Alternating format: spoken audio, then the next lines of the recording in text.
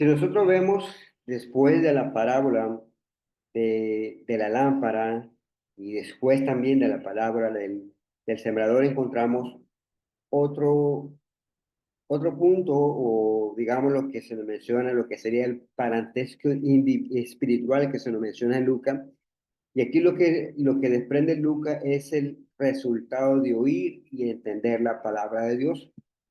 Y es exactamente lo que nosotros miramos en Lucas capítulo 8, el versículo 18, Lucas capítulo 8, del versículo 19 al 21. Leamos para tener claro acerca de lo que ahora Lucas nos incluye después de estas dos parábolas, que de igual manera en su narrativa la conecta con un propósito didáctico.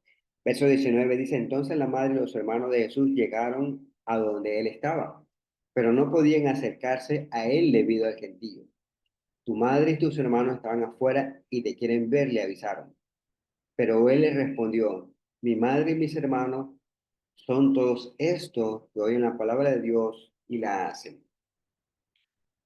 Con este episodio, lo que vemos entonces es que eh, Lucas trae como propósito es resaltar la verdadera familia de Jesús, que son todos aquellos que escuchan y obedecen la palabra de Dios y en el cual este propósito de la elección es para nosotros, en el cual nos muestra o nos está mostrando la importancia de vivir en obediencia activa a su voluntad. Y realmente vemos que Jesús prioriza entonces los lazos espirituales sobre los lazos carnales. Y ya vamos viendo acerca de lo que Jesús en estos versículos nos quiere enseñar. Si nosotros vemos los textos paralelos, los que encontramos en Mateo sin Marcos, vemos que pone este acontecimiento antes de la parábola del sembrador. Sin embargo, vemos que Lucas lo coloca justo después de la parábola del sembrador y la parábola de la lámpara. Lucas no nos indica de ninguna forma cómo ocurrió o cuándo ocurrió, pero vemos entonces que Lucas lo pone justamente después de esta parábola, quizás para enseñarnos o encarnarnos una ilustración concreta acerca de aquellas parábolas que ya hemos considerado. Y de igual manera vemos que Lucas, de manera muy didáctica, vemos que la une. Y la une en cuanto a estos versículos que quisiera que nosotros miramos. Primeramente, en el capítulo 8 el versículo 15 termina la parábola del sembrador diciendo que la semilla cae en buena tierra. Y estos son, dice, los que han oído la palabra con corazón recto y bueno, y la retienen no solamente esto, sino que también dice, dan mucho fruto, y dan fruto, dice, con su perseverancia. La otra conexión que nosotros vemos es la que nosotros miramos en el versículo 18. En el versículo 18 se nos dice: tengan cuidado de cómo oye, porque al que tiene, más se le será dado. Y al que no tiene, aún lo que tiene se le quitará.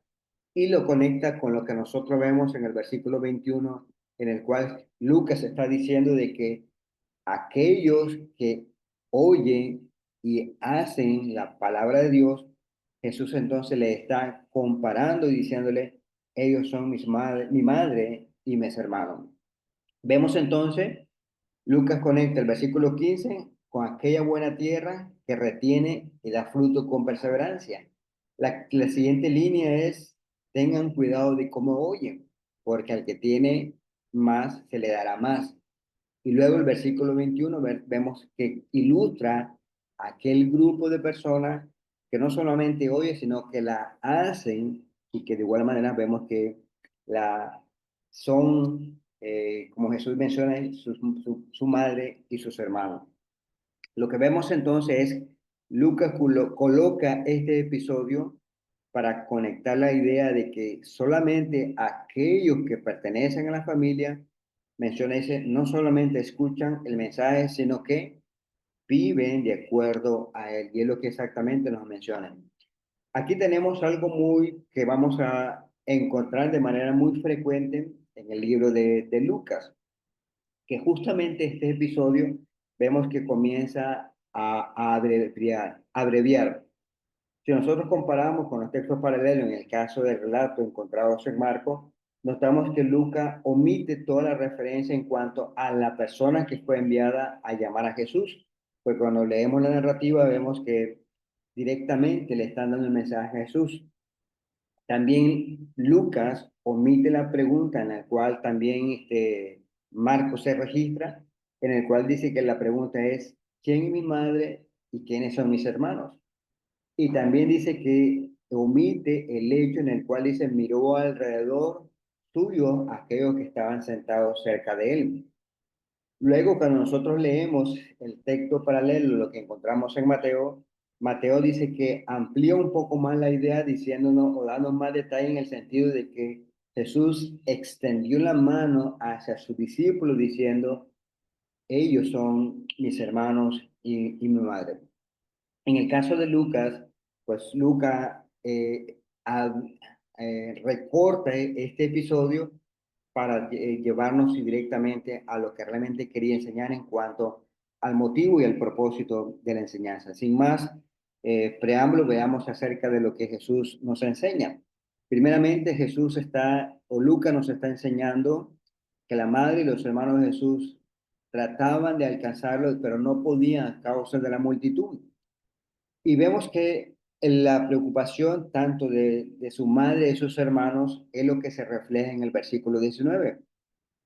Marcos nos recuerda, dice que algunos amigos de Jesús pensaban en que estaba fuera de sí. En el caso de Lucas, no nos registra exactamente cuál fue la razón por la cual su madre y sus hermanos fueron a buscar. Cuando nosotros leemos el texto paralelo de Marcos capítulo 3 el versículo 21, pues aquí deducimos que realmente esta fuera la razón por la cual sus hermanos y su madre le fueron a buscar. Marcos 3:21 dice, cuando sus parientes oyeron esto, fueron a hacerse cargo de él porque decían, está fuera de sí. Y este era el concepto de que lo que la gente pensaba acerca del Mesías, con lo que todo lo que estaba haciendo en cuanto a su trabajo de predicación, los milagros y todas esas jornadas muy extenuantes, pues realmente lo que la gente pensaba diciendo es, está fuera de sí. De tal manera dice que intentaron rescatarlo de todas aquellas personas que le seguían, no solamente con el trabajo sumamente fuerte que hacía, sino con lo que se menciona en el versículo 22 de Marcos capítulo 3, y los escriban que habían descendido a Jerusalén decían, tiene a Beelzebú y expulsa a los demonios por medio del príncipe de los demonios. Imagínense que alguien tuviese una condición de tener un espíritu, era algo sumamente doloroso. No solamente doloroso, sino por lo que sufría la persona y también por lo que también la familia también sufría. Entonces, bajo esa perspectiva que encontramos en estos dos versículos, posiblemente su familia pues estaba interesada en ir y velar por la salud de Jesús. También vemos que a la luz de Juan capítulo 7 el versículo 5, Juan 7:5, dice así, porque ni aun sus hermanos creían en él. Es posible que sus hermanos sintieran o pensaran lo mismo de lo que leíamos en el versículo 21 y 22 del capítulo 3 de Marcos acerca de él, porque Juan menciona de que sus hermanos no creían en él. Pero vemos entonces que a pesar de esto, sus hermanos estaban preocupados por él, ya que habían crecido juntamente con él. En cierto sentido, al ser el hermano mayor, pues tenían gran respeto por él. Por supuesto, vemos que ellos no conocían los hechos sobre su nacimiento y vemos que no pudieron haber sido compartidos acerca de ellos por su madre hasta después de la resurrección. Y vemos entonces que fue la fuerza de la resurrección que les obligó a creer que él era verdaderamente el Mesías. Cuando nosotros leemos la epístola de Santiago, comienza con la declaración diciendo, Santiago, siervo de Dios y del Señor Jesucristo. Y si estamos en lo correcto en suponer que este Santiago es el hermano del Señor, como lo que encontramos en Gálatas capítulo 1, el versículo 19, Gálatas 1:19, pues dice de esta manera. pero no vi a ningún otro de los apóstoles, sino a Jacobo, el hermano del Señor. Por lo cual entonces podemos decir que que su fe fue notable, tanto así que los hermanos de Jesús, después de su resurrección, al ser convencidos de que él era el Hijo de Dios, vemos entonces que ellos fueron convertidos. Y vemos entonces, y podríamos decir, qué hermano tan maravilloso debió haber sido para ellos, y vemos también que una vez resucitado y ascendido a los cielos, ellos pudieron haber dicho, qué Señor tan maravilloso se convirtió para ellos. Ese fue uno de los cambios sumamente hermosos y grandiosos que los hermanos de Jesús pudieron comprender acerca de él. A la misma vez lo que nosotros vemos es cuando le dijeron que lo estaban buscando, le dijeron, mis madres y mis hermanos son aquellos que oyen y hacen la palabra de Dios. Lo que vemos en Lucas capítulo 8, el versículo 18. Lo que notamos, haciendo un retroceso acerca de la parábola del sembrador, nos muestra de cómo entender la palabra de Dios. Y nos indicaba, ¿verdad?, acerca de qué semilla que cayó en buena tierra y que daba fruto con perseverancia.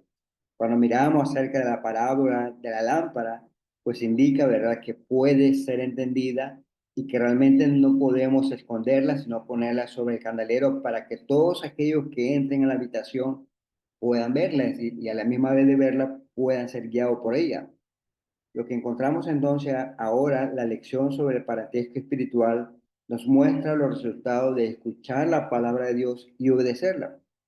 Y vemos entonces que una vez solo una pequeña familia de Nazaret conocía a Jesús como su hermano mayor, pero ahora todos aquellos que obedecen la palabra hablada por él pueden disfrutar de este privilegio. Miren lo que dicen Hebreos capítulo 2, versos 11 y 12.